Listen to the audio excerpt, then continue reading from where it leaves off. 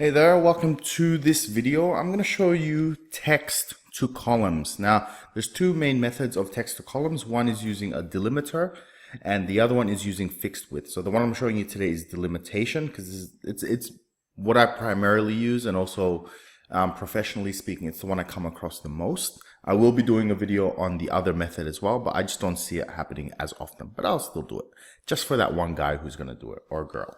Okay. So delimitation, sorry, not delimitation, text to column. What that means is to separate different types of information. Now, delimiter just means special character, right? A special sort of symbol or indicator saying that's where I want you to split the word. So let's do an example.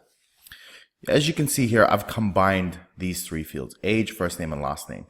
In some databases, right, or information that gets extracted, sometimes it's all put into one, like this. Or if you're familiar with CSV files, so comma separated value files, basically what happens when it comes out of the database, they're separated by commas in a text file, right, or equivalent text file.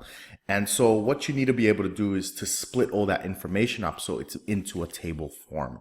Okay, so for example, it's going to look like this. Let me just open up like a notepad. Just go here. I was just doing some programming, right? So when you open the file, a CSV is just going to look like a text file. So you need a way to convert this to table information so you can actually do calculations.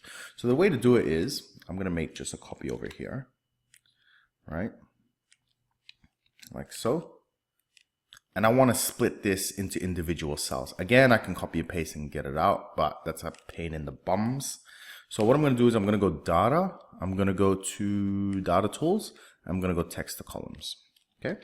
So I'm going to click on that. It's going to bring up this window and it's going to ask which method, delimited or fixed width. So I'm going to go delimited, and I simply tell it what character is being used to separate it. In this case, it's the semicolon, right?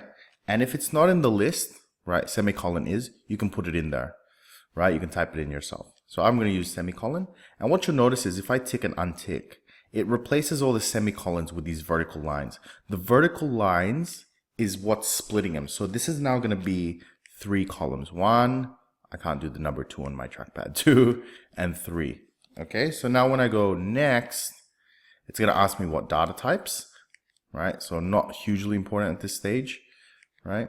And then I go next. And when I go finish, watch what happens to my data, right?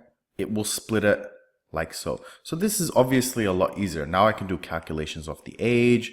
I can do all sorts of stuff, right? So let's do one more example. Let's say it was a special character. Let's say it was some funky database, and I'm going to set this to like an @ symbol, for example, right? No problemo.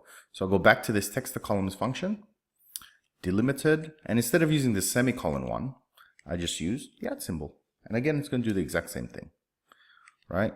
Now, in the weird event, now it's probably happened to me like once, where you have a mixture of delimiting characters, right? What I suggest you do is do a find and replace to make them all consistent, and then do your text to column, right? That's probably the easiest way. In any case, I hope you enjoyed, and see you next time.